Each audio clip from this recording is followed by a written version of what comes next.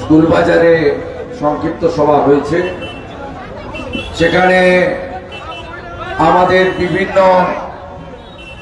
মঠ ও মিশনের যারা আছেন, আশ্রমের প্রভুরা, তারা বলেছেন এবং আমাদের যারা রাষ্ট্রবাদী নেতৃত্ব আছেন, বিধায়করা আছেন, তারা বলেছেন আমাদের মূল কর্মসূচি ছিল দীর্ঘ 3 কিলোমিটার ব্যাপী সংক্ষিপ্ত সময়ের মধ্যে আমরা আমাদের দাবি, অর্থাৎ সমগ্র বাংলাদেশের হিন্দু সমাজের পাশে বিশ্ব হিন্দু শুধু নয়, কাঁথির আপামর হিন্দুরা আছেন, এই বার্তা আমরা আজকে দেওয়ার জন্য 3 কিলোমিটার হাঁটলাম। এবং আমরা চিন্ময় কৃষ্ণ প্রভু সহ 3 সন্ন্যাসীর নিঃশর্ত মুক্তি দাবি করছি।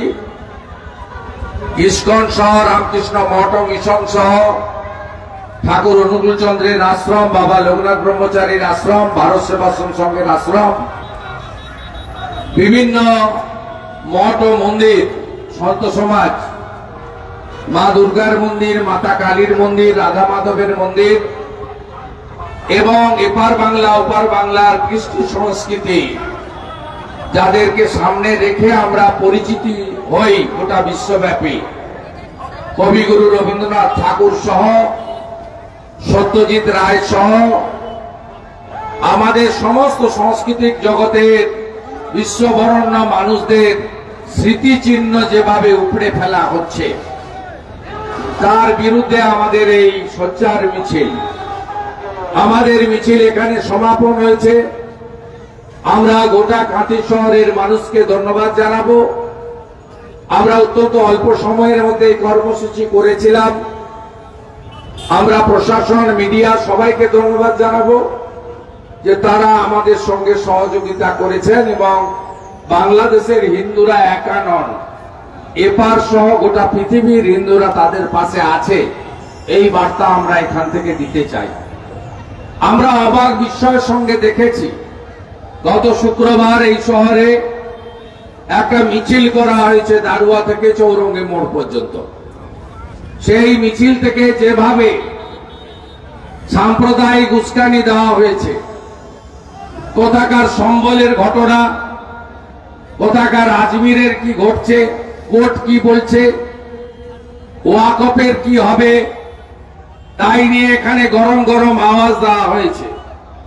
সনাতনীরা শান্ত সংযত, তারা অত্যন্ত শান্তিপ্রিয়, আমাদের ধর্ম তাই শেখায়, আমাদের গীতা বেদ উপনিষদ তাই শেখায়।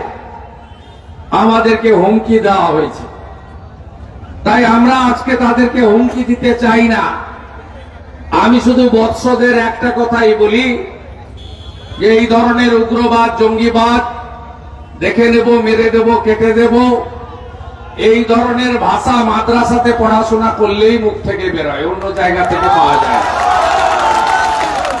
বেশি লাফালাফি করবেন না। কতগুলো অর্বাচীন ঢাকায় দাঁড়িয়ে কাল বলছে 4 ঘন্টার মধ্যে নাকি কলকাতা দখল করবে। ওই লোকগুলো কোন স্কুল কলেজে পড়েছে বলে জানা নেই আমার, বিজ্ঞানের ন্যূনতম ধ্যান ধারণা আছে বলে জানা নাই, কতগুলো মাদ্রাসাতে পড়েছে, ওই জন্য ঢাকা থেকে ওই ধরনের কথাবার্তা বলছে।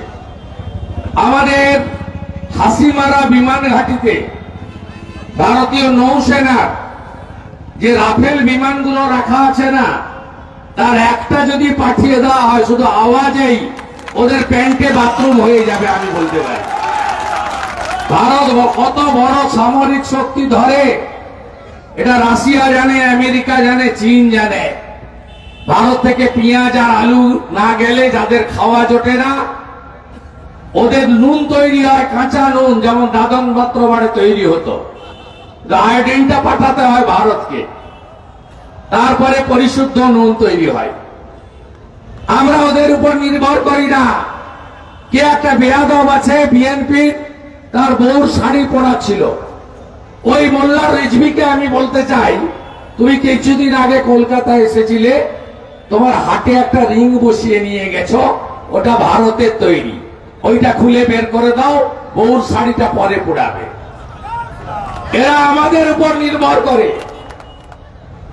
আপনারা অপেক্ষা করুন। আমি একজন ভারতীয় হিসেবে, একজন নাগরিক হিসেবে আমার স্থির বিশ্বাস, 71 সালে 1.5 বছর ধরে অত্যাচার হয়েছে, হিন্দু মহিলাদের হয়েছে, 30 লক্ষ শহীদ হয়েছিল পাকিস্তানের হাত থেকে বাংলাদেশকে উদ্ধার করার জন্য।